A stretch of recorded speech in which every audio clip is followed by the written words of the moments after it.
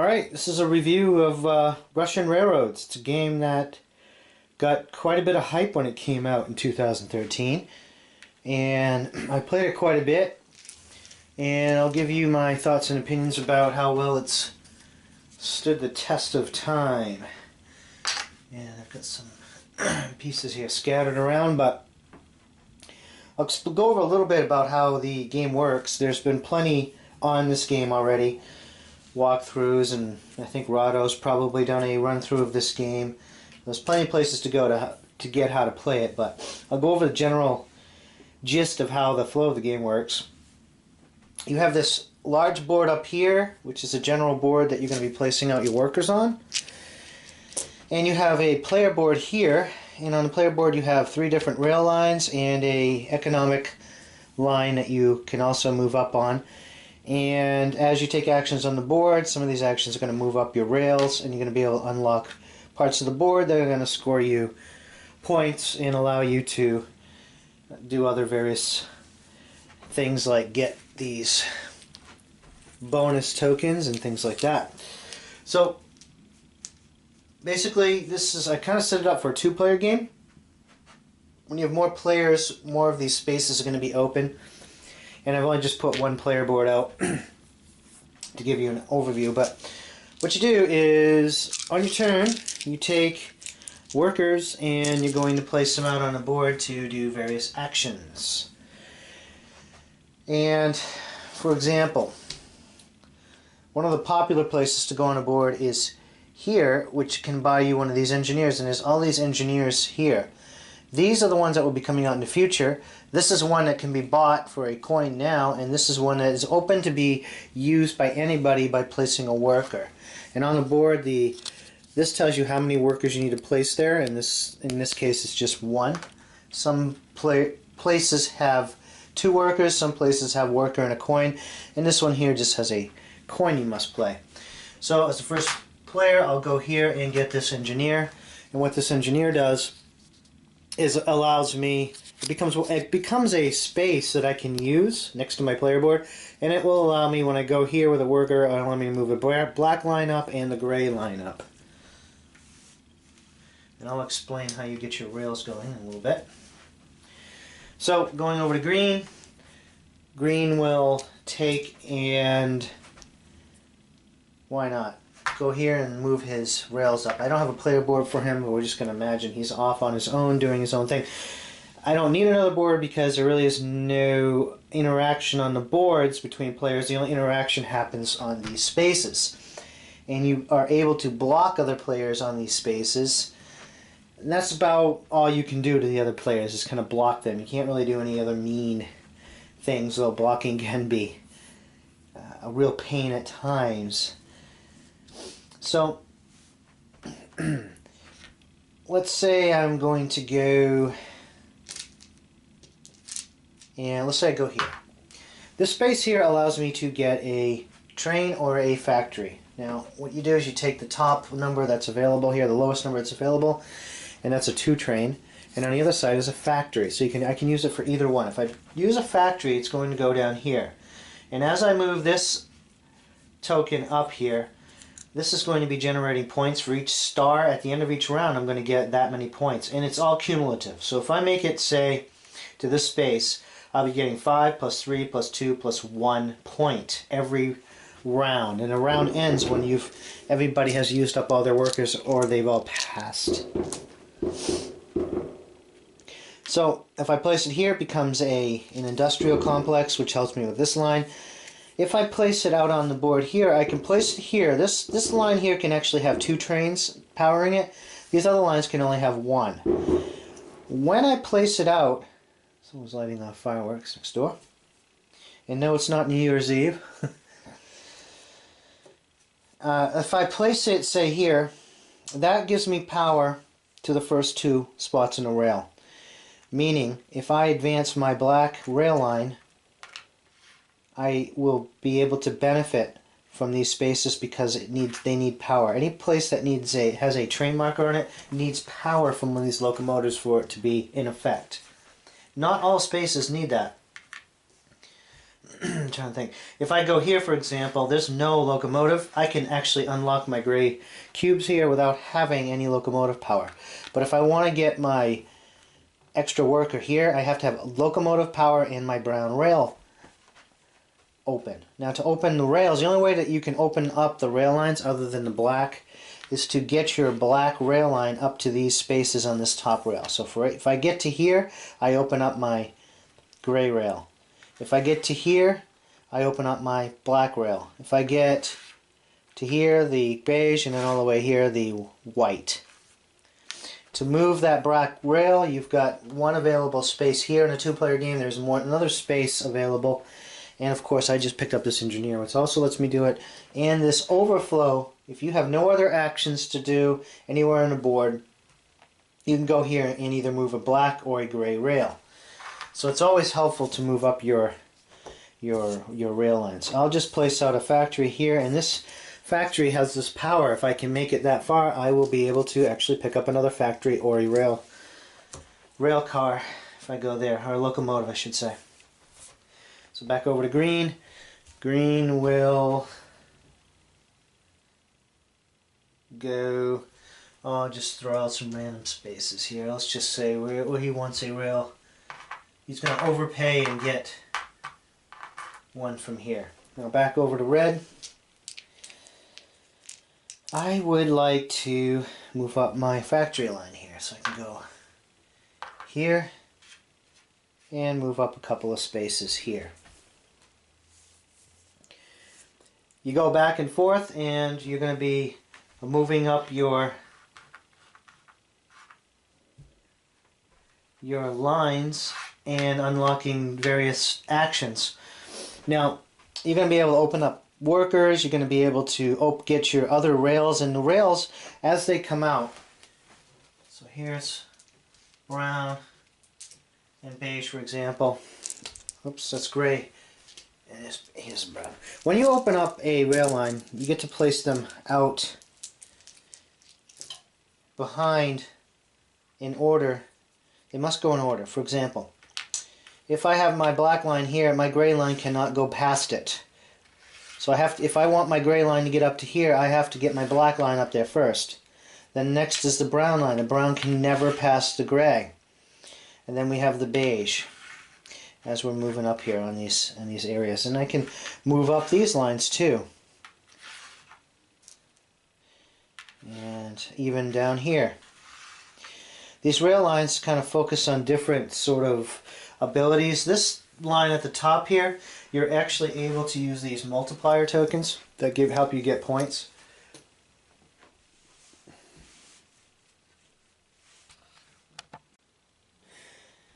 The middle line is pretty handy for these bonus tiles. And these bonus tiles can be very powerful. If you can make it to those in this particular rail line, if you make it here to one of these, if the black rail makes it to here, and you have rail power, you get to choose one of these bonus tiles. And these bonus tiles have various powers on them. For example, this tile allows you to move any rail up 4 spaces, or any combination of any color rail up to 4 spaces. This one gives you straight out 4 bonus multipliers. This one here, if you're focusing on that top rail, is quite handy because it gives you this token that increases the amount of points that you get for these rail lines.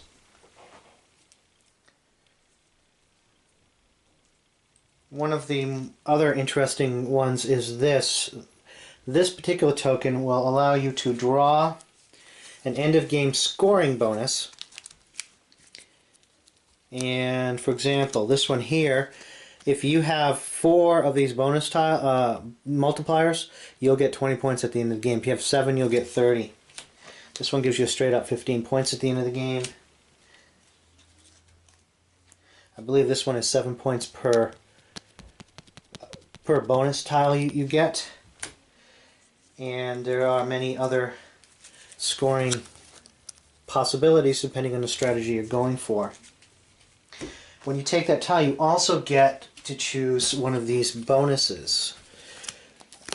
There's a 9 train, which can be very powerful, very helpful, because these 9 trains are hard to get, and they usually don't get them till later in the game. This one here allows you to get a black worker, which this particular worker, when you put him out on a rail line, he actually allows you to move an extra space for the black rails. This gives you a factory and allows you to move up 2 spaces on the factory. This one will give you an engineer and a coin, special engineer. So those are very handy to have. I don't think I've ever played a game where somebody did not get that particular bonus tile. And these bonus places are located at various spots on these rail lines. This one has 2 of them. The factory line gets one here, and this line gets one over here. This middle line here has a lot of points if you can get locomotive power. This space is worth 1, then 2, then 3, then 4. Then there's a spot for this line. If you can get your gray line up this is going to be giving you 20 points around. And that's pretty handy. And you have an extra worker if you can make it up to here. You don't need rail power to get that. And this is 10 points, and then you get 10 points if you make it all the way to the end of the line. I think every line has 10 points if you make it to the end. So there's a lot of combinations and ways you can score points in this game, and that is a pretty nice feature of it. And I have the wrong... yeah, no, this is a correct one. That's one of the nice features of this game.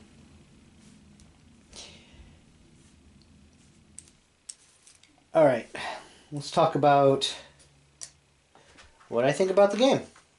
Game has been out for a while. What are some of the pluses of the game? Well, some of the basic pluses of the game is there is a variety of ways you can get points. I mean, all of these bonus tiles represent ways to get points and avenues that you might try and pursue. So when you first get the game, I would say your first 5 or 6 plays is just going to be experimenting around and seeing how you can get your points. I think that the first couple of times, I have to say, the first time I played this game, I immediately wanted to play it a second time. And it was very addicting the first 5 or 6 times I played this game, because there are a lot of possibilities to explore. There is a small element of sort of some randomness in the setup, and I really think games nowadays really need some level of randomness in the setup. I'm not saying the game has to be random, but there has to be some way to mix things up a little bit so that every play isn't become super scripted out. It helps with that. These engineers help to some extent to mixing up the game a little bit. So these are always going to come out in a bit of a random order, and these tiles can be pretty useful to have. The nice thing about these tiles is there's going to be a lot of fighting over these spaces, especially in a 4-player game.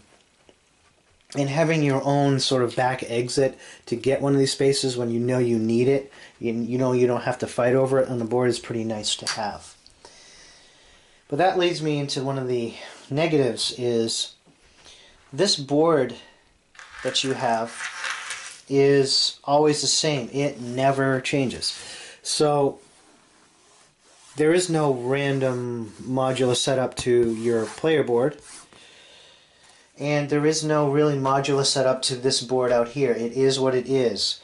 And I would say my first 5 games, I was exploring all of the different ways to get points and really enjoying that. And then after I had explored all that, there was suddenly a sudden drop-off in my interest in this game because I had explored a lot of the possibilities. And whereas there's a lot of other games that have a much more depth in your modular setup, where a lot of other games that have this sort of a worker placement will have spaces that change in each game. There might be certain spaces that there's more of or less of, or various other powers and abilities out there that you might get that vary from game to game. And that isn't as present in this game, other than the engineers. And the engineers are sort of a milder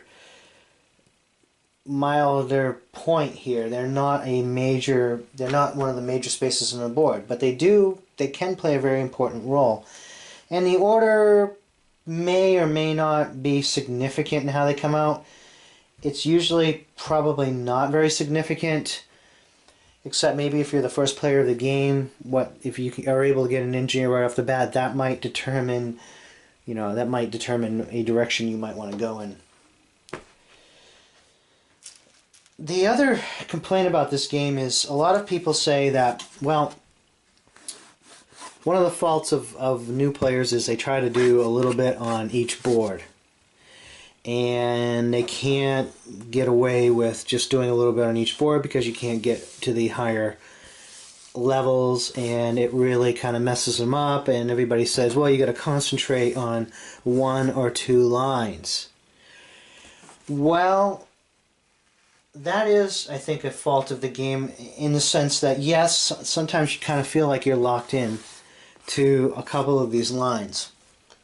But I will say, after playing this game a lot online, if you play this game against a player that is very experienced, if you look at their board at the end of the game, you're going to see that they are quite a ways on every single line. And you're probably saying, well, how does that happen? It's not that you concentrate on one or two lines. You concentrate on maximizing how you're going to get up these spaces as quickly as possible. And you're able to get a lot further than, say, what a new player who focuses on a lot of these. An experienced player is going to actually get pretty darn far on a lot of these lines. It may not make it all the way to the top on all of them, but they're going to get to a lot of these areas on the board that you probably, if you're a beginner in this game, is probably going to think that's not possible to do, but it totally is possible. And if you want to win this game at a high level, you're going to be getting action on all of these rail lines to some extent. You may ignore one, but you're not going to be concentrating on one line or even two lines. You're going to be doing stuff on all of these lines. From what I've seen online from higher ranked players, or players that are definitely better than I am, they seem to be able to do way more on the board than I'm able to do. So, some of the things that people are, in order to get that high on the board, you have to sort of calculate out how you're doing it, and you really have to become aware of what other people are doing, what other people are doing on the boards, and what spaces are going to be available and which ones you might want to block. So there is that level of the game that sort of begins to come into play at a higher level, I would say. And so what happened to me as I was playing this game, first 5 or 6 plays, excellent, really excited with the variety of the game, then all of a sudden the variety dried up completely and the game got stale, completely stale. Because I don't think these engineers saved that element of not having a modular board set up.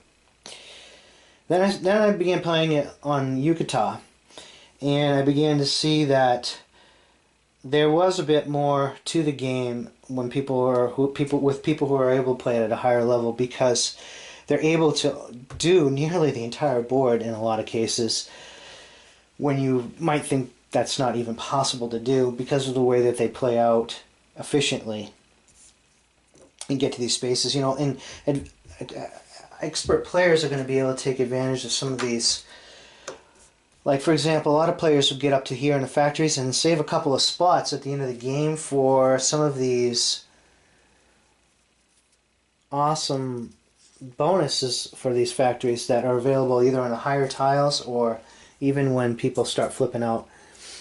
Once these are used up and they go back into the pool, once they get knocked off boards, they become available as this. And this is a scoring, I believe this scores the number when you add up all your engineers. For example, this is engineers 10, this is 11, and you add up all your engineers and you score those points. Those are great to save towards the end of the game here. This one gives you another bonus card, which is a pretty big deal. So, you know, there's a lot of things that more advanced players tend to begin to go for that I had really no idea about until I started playing people who are really good at the game. and beginning to learn a lot about it. So for online play, I think this is really an excellent game. I can see, though, if you play this with a board game group in the board game forum, I can see how after 4 or 5, maybe 5, maybe 6 games, your gaming group is going to say, okay, been there, done that, because you're not going to have the sort of variety, I guess I would say, of players that are going to kind of bring out those nuances that you will get when you go into Yucatan and you play against some of the people who really know this game inside and out. So I think the games could go dry in a gaming group a lot faster. But I will say it's been saved a lot by playing it on Yucatan. And now I've played it enough on Yucatan that I know the game so well that if I was going to bring it out with a brand new group of players, there's such a skill difference. I'm not really saying I'm really all that skilled at the game, but I know the game so much better, and I know all the nuances of the game that, other than for me to be able to teach it, maybe try to get other people interested in it, there really isn't much point in me playing it. And if I played it to the level I could, I probably would, do a lot better, because new players tend to not know how to maximize this. The way you maximize this board is through experience with all of these strategies, and there's really no way a new player is going to be able to do that. So there's a pretty big gap in skill levels, whereas a lot of other games that have more of a random setup allow for the newer players maybe to get on board a little bit faster. Whereas this is, you really have to know what you're doing if you're going to do well against other players who are good. So that's a negative to the game. If this game had a modular setup, I think it would be a really top level game. On the other hand, though, the way the game's designed, I don't think that they really could, even through an expansion, get a modular setup. I don't know, maybe there's an attachment to this board that could go out and maybe add some more of that variety and build it in with an expansion. I don't even know if there is an expansion for this game in the works, but I would be curious to see if that was so. There's a lot of other games that, if you notice that there's a trend, games that do not have any kind of a modular setup, and I kind of put this game in that category because I'm kind of excluding the engineers from that because the rest of the board is not modular. Those games tend to get very hot, people play them a lot, and then all of a sudden they disappear. And they disappear because people have exhausted the possibilities on them. For example, I think a game like Village and, let's see, what other games? I do not have Walnut Grove, but I believe that game does not have a modular setup. I'm not sure. But I know that's one that sort of suddenly was very popular and then suddenly disappeared. And I guess this day and age, a lot of games just disappear because there's so many new ones coming out and they just kind of disappear anyways. But I think it's particularly harsh on games that do not have variety in their setup. And unfortunately, I think Russian Railroad suffers from that problem a little bit. For me, I don't see it as a problem because I really enjoy playing this online. And I was really surprised because after 6 plays, I thought I was completely done with this game. And I was getting ready to trade it away, and I decided to, maybe I still will trade it away because I really don't need the board anymore because I played it online, but I haven't given up on the game. I was very close to totally giving up on the game and just dismissing it for that reason of not having the variety in the modular board setup and having thought that I had figured out the game until I played more experienced players. So I definitely haven't mastered it yet. So overall, this one, for me, I do like it, but I'm hesitant to say go out and get it because of that. It really depends on if you're going to be playing this with your group. I think you'll get a lot of enjoyment out of it. I do worry about the longevity of it if you're playing it with the same people over and over again.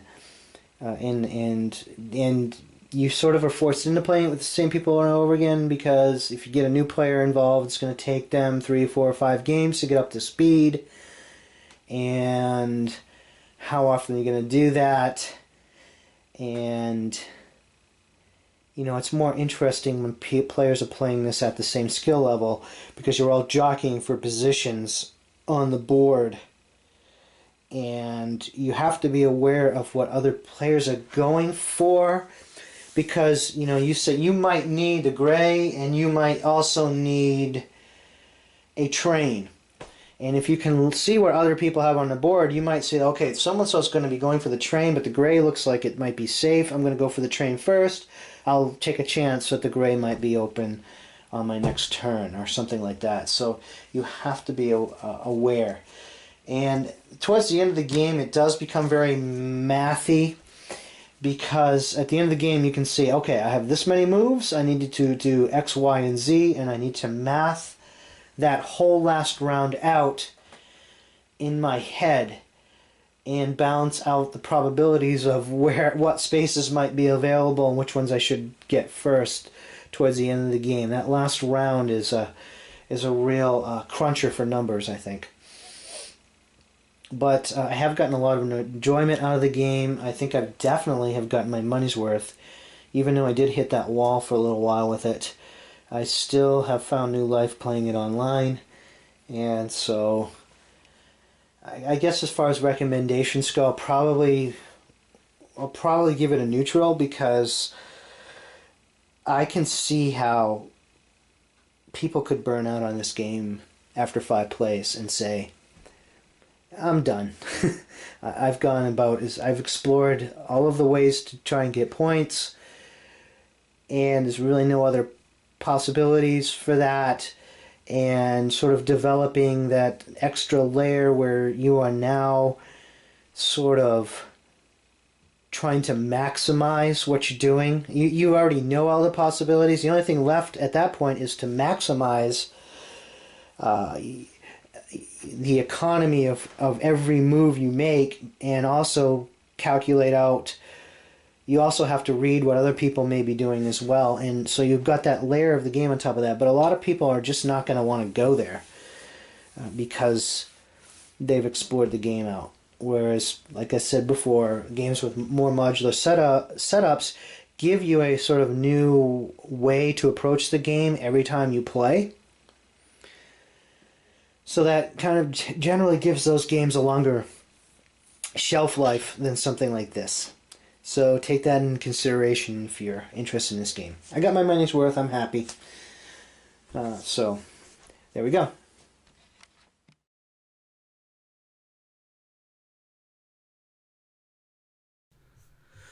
Okay, Andrew Forster says,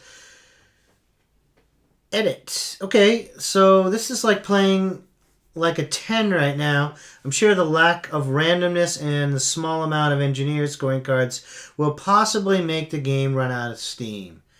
And it's currently really fun to play. Namely, progressing along the tracks feel like you're unlocking achievements and scoring each round, seeing how your gameplay is ramping up. Going from 6 points a round to 100 does feel satisfying, and like the nice culmination of the game's worth of strategy. So, yeah, that's the thing, Andrew, isn't it? It's the setup being non-random. After a while, the game begins to feel a little bit scripted. All right, Wildhorn says, no luck besides the initial engineer setup. It is all about player interaction. And that's one of the things, people often complain about games with some element of luck in them. And then you get a game like this, where besides the engineer setup, there isn't any luck in what's presented to you on the board. And then you end up with this game that becomes scripted and becomes a formula after a while. Granted, yes, does become all about player interaction, and you're trying to determine what you can do based on what other players are doing. But overall, you can pretty much get the spaces that you need. You just might not get it in the ideal order that you want. So, yeah, that's the thing, people complaining about games that have, they all want games with no luck in them. And then when you get a game with no luck, they can be so dry and scripted. So I do like a little bit of luck in how things are set up. That's probably my main problem with the game. I just want to get J.D. Barry's comment here at the top. Probably the most streamlined of any worker placement game I've played in a while. I like how the actions integrate with each other and the tension for getting what you want when you want it. And I've got to totally agree with this. It is a very streamlined and smooth playing game. And that's one of the joys of playing it. And Fizzle says, jumping down towards the end here, you should be aware, however, that you may feel a little railroaded by the game after a few runs.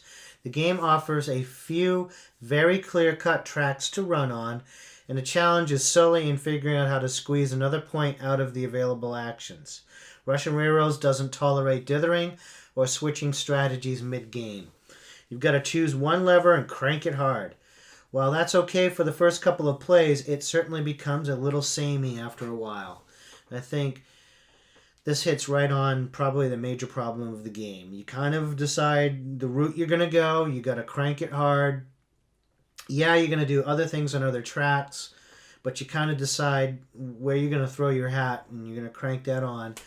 And it does, after 5 or 6 plays, suddenly it does begin to feel samey. All right. I hope I pronounce this right. I know I'm not going to pronounce it right. Coert. Average worker placement game with different roads to disaster. Scripted first moves in almost each of the rounds as the engineer, the money, and the extra meeples are mostly obvious. And I think that's true. The first few moves of a round, there are certain spaces that are pretty desirable, and those pretty much you can count on the order almost every time that they're going to go in. So that's makes those first few turns almost sort of pointless. Make sure to maximize at least 2 of the tracks. Too much tedious counting for my taste, with 50 points going up to around 400. Buckland UK says, I can see why some people love this game. If you like worker placement and VP optimization games, give it a try. Definitely a good point there. For me, it is too abstract. I felt no real connection with the theme based on the mechanics. And yeah, I think that the theme is totally pasted on, like, I don't really feel like I'm building any kind of a rail. And what you're doing on the boards almost makes like no sense in terms of actually building a rail line and things like that. So the theme is totally abstract, and it's pasted on, like in a lot of Euros. That doesn't bother me so much, but definitely is something that for people who like games with more of an attached theme, that's going to be a problem.